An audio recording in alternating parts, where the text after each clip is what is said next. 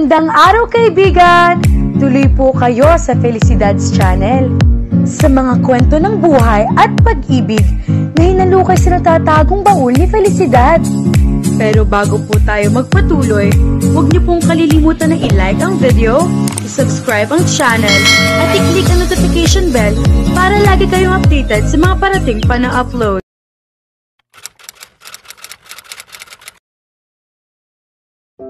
Maghapong naghanap si Mavic ng apartment. Hindi niya inaasahan na ganoon pala kahirap maghanap ng maayos na matitirhan sa lugar na iyon. Hindi akma sa panlasa niya ang mga nakita niyang apartment at iyong mga nagustuhan naman niya ay pulos okupado na. Naisip tuloy niya, baka pwede na iyong bakante sa tabi ng apartment ni na Sushmita. Semi-furnished iyon. Gusto na niya iyon pero ayaw tumanggap ng landlady ng transient. Ngayon ay kailangan yata niya makipag-negotiate na rito. Pasado alas 5 na ng hapon pero wala pa rin siya nakikitang bakanteng apartment. Pabalik na siya kina Sushmita nang may bumusinang kotse mula sa likuran niya. Huminto iyon sa tabi niya. Naaalarmang lumayo siya pero na magbaba ng salamin ng driver ay medyo nakahuma siya. Saan ka galing? Bakit nag-iisa ka? Nakangiting tanong sa kanya ni Attorney Ilagan. Naghanap ng apartment. Medyo mailap na sagot niya. Really? Maraming bakante sa gawin ni na Sushmita ah. Wala ako nagustuhan eh. Talaga? Parang hindi ito makapaniwala. Gusto mo bang samahan kita? May mga alam ako na baka hindi mo pa napupuntahan. Wag na, baka maabala ka pa. Okay lang. Obligasyon kong tumulong sa mga bagong salta rito. Neighbor Watch member ako rito. Marami rin akong kilalang makakatulong sa iyo. Baka busy ka? No. Halika na para hindi ka na naglalakad. Alok nito pero nag-aalinlangan pa rin siya. Tumawa ito. Hindi ako masamang tao. Gusto lang kitang tulungan gaya ng ginagawa ko sa kapatid mo. Kaya halika na at ikaw naman ang tutulungan ko. Kung iyon nga nawawalang kamag-anak nyo na hanap ko, apartment pa kaya? Sige na nga. Hindi man siya sanay na humingi ng pabor sa ibang tao, wala naman sigurong masama kung tatanggapin niya ang alok nito. Pagkasakay niya sa loob ng kotse nito, ay huminga siya ng malalim at ninamnam niya ang lamig doon. Ang init sa labas, no? Ang init dito sa lugar ninyo. Sa amin, kapag ganitong oras, ay mas malamig na sa labas kaysa sa di-aircon na kwarto. Sandali, di ba may bakante kinaman ng Christy? Iyong katabi ng apartment ni na Sushmita? Oo. Pero ayaw nung matandang may-ari ng transient. Talaga? Puntahan nga natin si Manang Christy. Ako na makikipag-usap sa kanya. Baka magawan pa natin ito ng paraan. Dalawa ang kwarto ng apartment na napili mo. Semi-furnished at may aircon iyong isa. Talagang maganda iyong lugar. May kama na, ref at stove. At least, hindi na namin kailangan bumili pa ng mga ganoong gamit. Wala naman talaga akong balak na magtagal dito sa Maynila. Saka malapit lang kay Sushmita. Doon nakatira si Barbie, diba? Oo, sagot niya. Sa iyo ba siya titira? Hindi eh. Doon pa rin daw siya tutulog kay Ate Sushmita. Pansamantala lang naman ang pag-i-stay ko rito sa Maynila. Gusto ko lang makitang settled ng kapatid ko bago ako umuwi ng Batangas. Batanggenya ka pala. Kaya pala ang bagsik mo sa sekretarya ko. Namumutla ng malabasan ko eh. Natatawang sabi nito. Tinignan niya ito. Para napakaganda ng disposisyon na ito. Gwapo na, ay matulungin at masayahin pa ito. Hindi araw-araw, ay makakatagpo siya ng ganoong lalaki. Maswerte ang misis nito. Hindi naman, pagod lang talaga ako noon kaya medyo nakapagtaray ako. Worried kasi ako kay Orlando. May kasupladahan talagang sekretarya nakuha ko. Naka-maternity leave kasi yung tunay na sekretarya ko. Inirekomenda lang si Manilyn sa akin at nakahiyaan ko lang tanggihan. Pagkaalis mo, naghanap na ako ng kapalit niya. Baka mawalan ako ng kliyente dahil sa kanya. Mahirap talagang humanap ng matinong empleyado ngayon.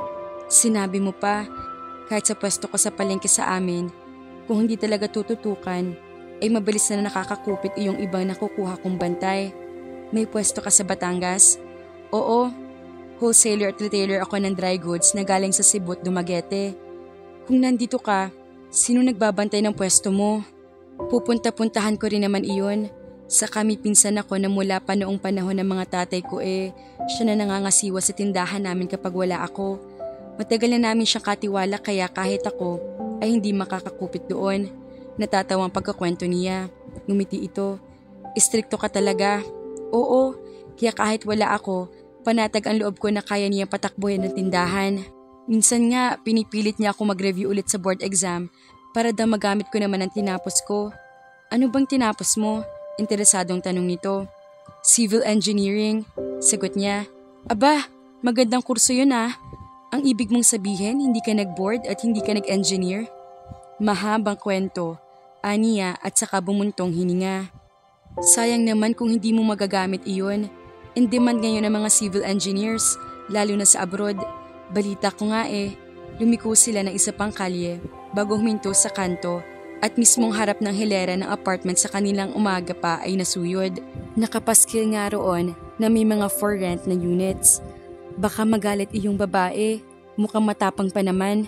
Ayoko ng gulo, lalo na't dayo lang ako rito. Sabi niya nang makaibas sila ng kotse. Tumawa ito. Aba, akala ko lahat ng mga taga Batangas lagi may dalang balisong. Pero dadaanin naman natin ito sa magandang usapan. Binuksan nito ang gate at tumuli sila sa loob.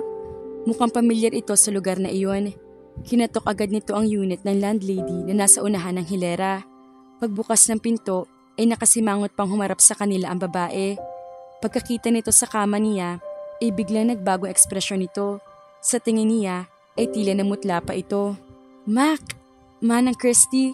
Bati rito ni Attorney Ilagan. Nabanggit sa akin ni Mavic na dumaan daw siya rito kanina at nag-inquire sa iyo.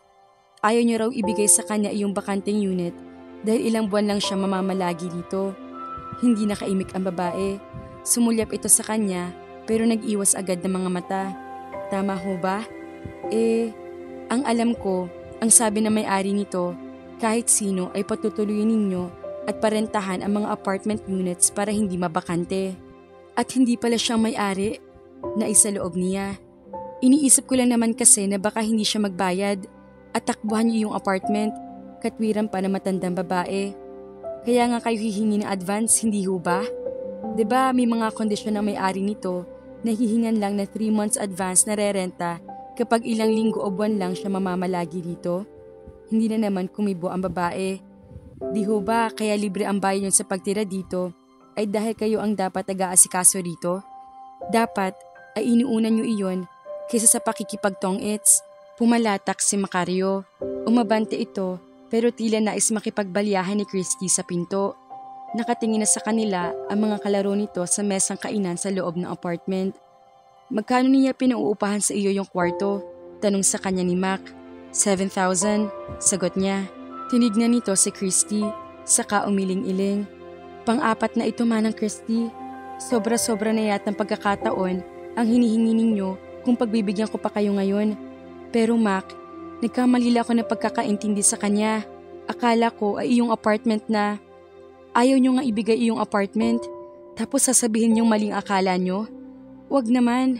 Mac, papupuntahin ko si Yaya LV dito. 2 araw lang ang palugit na ibibigay ko sa inyo. Pababantayan ko kayo kay Yaya para siguradong wala kayong tatangayang gamit sa loob. Binigyan ko na kayo ng ilang pagkakataon. Umiiling na sabi nito. Sandali, pamamagitan niya.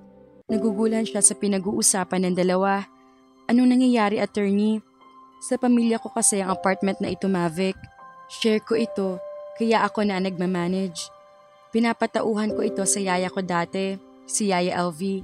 Nagpilit itong si Manang Christy na dati naming labandera na kung pwede ay siya na lang ang mamahala rito dahil mas gamay naman ang yaya ko ang pag-aasikaso sa bahay ko. Pinagbigyan ko naman. Tapos, nalaman ko na ganitong pinagagagawa niya. Halatang naiinis ito habang nagpapaliwanag. Hindi na yun mauulit, Mac. Pangako. Talagang hindi na mauulit dahil huli na ito. Dinukot ni Mac ang cellphone sa bulsa nito at saka nagdial. May kinausap ito roon. 10 minutes later, may dumating na lalaki mukhang bardagol kasama ang isang matandang babaeng agad na dumakdak pagkalapit sa kanya. Sinasabi ko na sa iyo makulit ka kasi. Ipinilit mo pang pagkatiwalaan ng bruhang yan. Gusto ko lang naman tumulong, Yaya. Para nagpapaliwanag si Mac sa ina sa tono nito. Hinarap ng dumating na yaya ni Mac si Aling Christy at saka ito tinalakan bago binalingan ng kasamang lalaki na mukhang gun. Hala, Tino, pagpasok niyan pauwiin mo na iyong mga kalaro niya. Hakutin na niya kamo ang mga gamit niya. Ngayong gabi ay gusto kong umalis ka rito. Sayang ang renta. Pinandilatan nito ang namumutlang matandang katiwala. Matitirhan na sana. Nagmagaling ka pa Sabi ni Mac, 2 araw pa. 2 araw di malimas mo ang gamit dyan sa loob. Macario, ikaw ang masusunod, Yaya LV. Narinig mo? Layas. Medyo nagkagulo pa dahil humirit pa si Aling Christie. Pero nakuha na niya si Yaya LV ang mga susi ng bawat pinto ng apartment at hindi na hinayaan ni Tinoy na makalapit si Christie sa kanila. Sa ikalawang pagkakataon ay pumasok si Mavic sa semi-furnished na unit. Parang tour guide si Yaya LV na nagpapaliwanag sa kanya habang inililibot siya nito sa bahay. 3 months deposit, 1 month advance kami dito. Lalo na kapag ganyang transient ka, sabi nito. Iyong pang-4 na bayad, makukuha mo lang kapag tapos na ang billing ng tubig sa kuryente para siguradong bayad lahat. Maliwanag ho, pwede na ho ba kami lumipat bukas? Sa Makalwa na lang, ipapalinis ko pa ito bukas. Okay ho, binalingan niya si Mac. Tumatanggap ka ba ng personal check? Wala kasi akong maraming cash na dala. Baka ma-hold up ako dito sa Maynila. Tumango ito. Ang sabi ng alaga ko, okay lang daw. Di okay, sabi sa kanya ni Yaya LV. Inalabas na niya ang kanyang checkbook. Iniabot niya kay Yaya LV ang checking pinilas niya. Okay, papipirmahan na kita ng kontrata pagbalik mo, sabi nito. May kasama ka ba? Iyong alalay ko lang ho. Saka baka ho pabisita-bisita rin dito ang kapatid ko. Pinsan siya ni Sushmita, Yaya. Talaga? Ninitian siya na matanda. Naku, suki ako sa masahe nun. Kapatid mo iyong bagong salta doon na Kuba? Oho, hindi naman masyadong obvious. Hindi tulad ng iba na talagang hukot na hukot. Sa punerarya raw iyong magtatrabaho Senior mortician ho siya ng sunflower sa lugar namin. Dito raw yata ay siya ang gagawing head. Kakwentuhan ko yung receptionist doon Nag-abroad kasi yung mortician nila at si Barbie nga raw ang gagawin nilang head. Malalaki ang sweldo roon Yun ang pinakamalaking punerarya rito. Kaya nga ho pumayag siya mapalipat dito. At babantayin mo siya kaya ka naririto? Tumango siya. Ilang linggo lang ho hanggang sa makampanti ako na okay na siya dito. First time ho kasi nahihiwalay sa akin Ate ka ba ni Barbie? Kakambal ko ho siya. Napapangiwing sabi niya. Naku, mabait pala kayong magkapatid. Kambal pa Humagikik ito. Sige, bukas ng gabi ay bumalik ka dito. Ipapascrub ko muna ang mga dingding. Kaya pala matagal na natenga ito. Ang mahal ang bigay ni Christy. 6,000 lang Tutubuan pa ng 1,000 ng bruha. Dumaldal pa ng dumaldal si Yaya LV hanggang sa makarating sila sa pinto. Bakit hindi ka na lang doon sa amin maghapunan, Ining? Kami lang naman ni Mac ang naroroon. Kumain muna tayo bago siya magronda rito sa atin. Naku, hindi na ho. Baka matagalan pa ako. Hinihintay na ako ni Ate Salve. Iyong kasama ko. Maghahanda pa kami na hapunan ni Naolan. Barbie po. Hayun lang naman ang bahay namin Ipag-uwi mo na lang siya ng pagkain. Tinignan niya ang itinuturo nitong malaking bahay sa harap ng apartment. Hindi na lang niya ipinakita ang pagkamangha niya. Halos kalahati ng isang bloke ang sakop niyon. Saka na lang ho, aniyang pinanindigan na ang pagkatanggi. O siya, tatawid na ako at baka hindi ko masimulan ng family feud. Tinapik pa siya nito sa balikat bago siya tuluyang iniwan sa alaga nito. Madaldal talaga iyon, sabi sa kanya ni Mac. Wala akong maililihim doon. Oo nga, sa iyo palang apartment na ito. Tumango ito, pero hindi ibig sabihin nun mayaman ako. Hindi ka mayaman Ang laki ng bahay mo. Itinuro niya ang bahay nito. Ngumiti ito. Halika, ihahatid na kita kina Sushmita. Sa'yo rin ba yun? Sa isang kapatid ko. Baka makidnap ka niyan. Tumawa ito. Huwag mo namang sabihin yan. Sa palagay mo, hanggang kailan ka dito? Hindi ko alam. Pwedeng 1 linggo, 2 linggo, 1 buwan o 2. Nagkibit balikat na sabi niya. Depende kung pwede ko nang iwan si Orlando.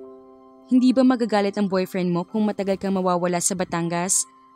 Baka magalit ang asawa mo na naghahatid ka ng babae? Wala akong asawa. Wala ring girlfriend. Wala kang girlfriend? Masakit sa ulo Pahinga muna. Nakangiti ito habang umiiling. Ikaw, wag mong sabihin na wala ka talagang boyfriend. Wala akong time eh. Busy ako sa negosyo ko at kay Orlando. Paano kung kayanin na ni Orlando rito? Hindi ka na magiging ganoon ka, Bessie? Tinignan niya ito. Wala pa yun sa isip ko. Aniya nang maunawaan ang nais ipahiwatig nito. Amazing. Pumalatak ito. Pati pala sa probinsya ay nakarating ng Single Forever movement. Ikaw na mismo ang nagsabing sakit lang yun sa ulo. Tumawa ito. Quite true. I guess hindi pa dumarating iyong tao. Kaya kung pagtiisan, kahit pa sakit niya ng ulo, napangiwi siya. Parang ang hirap nun. Oo, kaya mabuti na lang, hindi pa yung dumarating sa atin. Napailing siya at saka sabay nang pumasok sa compound ng apartment. Inihatid pa siya nito sa harap ng pinto ng unit ni na Sushmita. Malayo pa lang, naririnig na niya ang malakas sa TV set sa loob. Yung kasama kong si Ate Salve, parang si Yaya Elvin na rin. Matagal na rin iyon sa amin. Paano? Salamat sa tulong mo ah. Buti pala nakita mo ako kanina. Mabuti talaga at nabuking ko rin si Manang Christy. Tinanguan siya nito. Minsan ay kukumustahin na lang kita sa apartment mo kapag nag-ikot kami. Sure, sige. Salamat ulit. Kumaway ito bago tumalikod. Paglabas ito ng gate ay pumasok na siya sa loob ng apartment. Nanonood ng TV si Salve. Sa kauna-unahang pagkakataon ay hindi siya nairita na inabutan niya ito nanonood ng ganoong kalakas ng volume ng TV. Na kay Attorney Mac ilaga ng isip niya. Mabait ito, mukhang matulungin talaga. At charming, mabuti na lang at ito ang nahingaan ni Orlando ng tulong. Hindi niya ma-imagine kung ibang tao nakadampot sa kanyang kapatid. Si Attorney Mac ang hero sa paningin ni Mavic mga kafelisidad. Ngayon, magtatagal si Mavic sa Maynila. Magkaroon kaya ng love life ang dalaga? Kaya naman, abangan!